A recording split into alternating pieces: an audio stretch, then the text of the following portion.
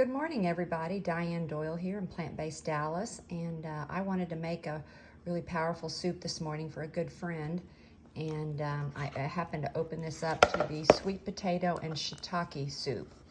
While I didn't have any shiitake mushrooms, I did have some other mushrooms that I replaced it with, just regular small brown mushrooms, small portobello mushrooms. But it calls for sweet potato, leek, garlic, and I put everything in the Instapot for 8 minutes except the greens, the spinach, the basil, the balsamic vinegar, and the cayenne pepper. But I put the water, the bay leaf, the mushrooms, the garlic, the leeks, and sweet potato and red lentils. I put all of the top things inside the Instapot and turned that on for 8 minutes. And I want to show you.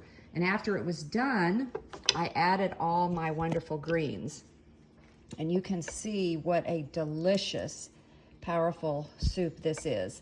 I added kale and watercress because I had some of that out in the garden instead of spinach. Remember, you can switch out any of your greens for other greens. In fact, it's better to diversify and eat all the different greens because they all have a different nutrient panel.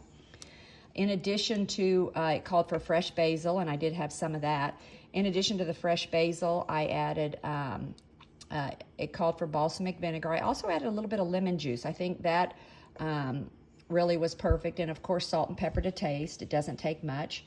And I added about a half a teaspoon of cayenne, and I can barely even taste it. So again, we love to have the diversity of spices in here and the different foods. So this is a great recipe. If you have this cookbook, I highly recommend that you try this recipe.